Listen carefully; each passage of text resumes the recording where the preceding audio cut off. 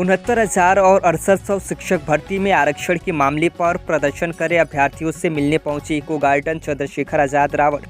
वहीं धरना स्थल पर पहुंचे चंद्रशेखर आज़ाद रावण ने कहा कि धरना देने से कुछ नहीं होगा। अब तक इनको न्याय मिल चुका होता, लेकिन ऊपर बैठे अधिकारियों के चलते नहीं हो पा रही है उनकी भर्ती। अंत में कहा कि अब बैठकर कुछ बड़ा करने की ज़रूरत है। जल्द ही चंद्रशेखर आज़ाद रावण इन शिक्षकों के साथ मिलकर कुछ करेंगे बड़ा। आज बैठकर लेंगे फैसला।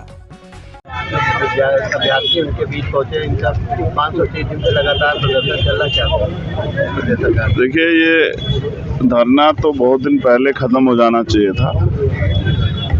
अभ्यर्थियों की जो मांग है वो जायज मांग है, उनके साथ अन्याय हुआ है। मैंने पहले भी कहा था, जब 2022 विधानसभा चुनाव से पहले आंदोलन चल रहा था, उन्होंने बहुत मेहनत की, सब लोगों को मजबूर किया कि वो यहाँ आए, इनकी बात रखें। तब सरकार ने इनकी बात को मान भी लिया था, 68 नियुक्तियां रिलीज भी कर दी थी, उसकी लिस्ट भी जारी कर दी थी। अब कोर्ट का जजमेंट भी मैंने पढ़ा, जजमेंट भी ये कह रहा है कि ऑनरेबल कोर्ट ने भी ये कहा कि भाई आप पुराने लोग जो संशोधित लिस्ट है उसको भी रख लो, इसमें मिस्टेक्स हैं, और इसको भी रख लो, जिन लोगों ने जो वर्किंग कर रहे हैं उनको भी रखो, लेकिन इनको भी रखो जो लोग जिनकी नियुक्ति आपने जारी की है। अब इन सब की करने की जिम्मेदारी ना तो ताकत मेरे हाथ में ना इनके हाथ में, वो सब ताकत है सरकार के हाथ में। जब सरकार ही ना करना चाहे, सरकार ही चोरी करने पे, डकैती करने पे उतारू हो जाए, तो फिर कहाँ से न्याय होगा। ये तो मुख्यमंत्री के बाएं हाथ का एक कलम चलानी है उनको, और ये काम हो जाएगा। लेकिन 500 से ज्यादा दिन हो गए इन बच्चों को बिलखते हुए, तड़पते हुए, घर छोड़ के आप पड़े हुए, 530 दिन हो गए हैं। आप समझिए, वही लोग हैं जो सरकार बनाते हैं, ये वही लोग हैं जिनके घरों पे वोट मांगने जाते हैं, जिनके पैर छूते हैं, जिनको रिश्तेदार बताते हैं, जिनके पैर दबाते हैं, जिनके साथ बैठ के खाना खाते हैं। मगर 530 दिन से प्रदेश की राजधानी में बच्चे लड़ रहे हैं और सरकार गूंगी बहरी बनी बैठी है। स्पष्ट है कि वो इनको देना ही नहीं चाहती।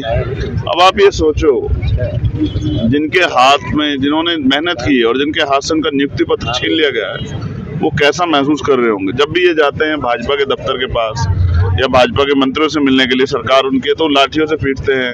अभी मैंने देखा एक बहन, शायद वो प्रेग्नेंट थी, उसको और वो ऐसे उठा के लेके आ रहे, जानवर की तरह जो सलूक कर रहे हैं। जनता देख रही है, लोकतंत्र में इसकी कोई जगह नहीं है और सरकार ने चोरी की है। सरकार को इस बात पे खेद प्रकट करना चाहिए, लेकिन ऐसा लगता है जैसे भाजपा के लोगों का जमीर मर गया हो। मुझे भाजपा के मुख्यमंत्री से जो वर्तमान से कोई तकलीफ नहीं है। उसका कारण ये है कि वो तो करेंगे, ये तो लंबे समय से अन्याय होता है। लेकिन जो वहाँ दलित पिछड़े वर्ग के नेता बैठे, मुझे तकलीफ उन लोगों से। वो असल में राजनीति कर किसके ले रहे हैं। अगर वो इतने बच्चों की लड़ाई नहीं लड़ सकते हैं, इनके अधिकार नहीं दिला सकते, जायज है, तो फिर वो किसके लिए राजनीति कर रहे हैं। इसका मतलब वो अपने स्वार्थ की राजनीति कर रहे हैं। उनके स्वार्थ की राजनीति के चक्कर में ये गरीबों के साथ अन्याय हो रहा है, इसकी जिम्मेदारी कौन लेगा।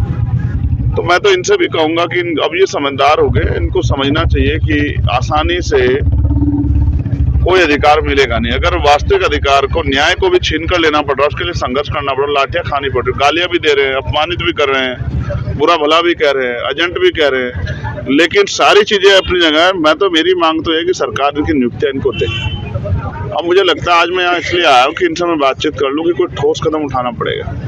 कई बार इन्होंने आत्महत्या का प्रयास किया, कई और प्रयास किए। अब मुझे कुछ बच्चों ने कहा कि हम यहाँ सुसाइड करेंगे, तो मैंने कहा कि नहीं, मुझे चलना चाहिए। 24 तारीख को हमारे यहाँ प्रचार खत्म हुआ था राजस्थान का, मैं 25 में दिल्ली आया, कल मैं आगरा आ गया था, और आज 27 तारीख है, 27 है, आज मैं इनके यहाँ बीच में हूँ। कल हमने संविधान को बचाने का संकल्प लिया, उसको लागू कराने का संकल्प लिया। उस संकल्प का यही मतलब है कि किसी के साथ अन्याय ना हो। लेकिन देश के सबसे बड़े प्रदेश में अगर अन्याय हो रहा है दलित पिछड़े वर्ग के बच्चों के साथ, हमारी बच्चियों बहनों के साथ, तो चुप रहना ठीक नहीं है। तो आज हम बैठ के बात करेंगे कि हमें क्या करना है, और एक बढ़िया प्लान बना के हम लोग करेंगे। लेकिन इस बार जो संघर्ष होगा वो आर पार का होगा, क्योंकि अगर इनको रोज रोज इन हालातों में देखना कठिनाई भरा है, और इनको मारपीट, इनके साथ इनका अपमान होते नहीं देखा जा सकता। अब कुछ बड़ा करेंगे, ऐसा करेंगे कि सरकार को मजबूर होकर इनको नियुक्ति देनी पड़े।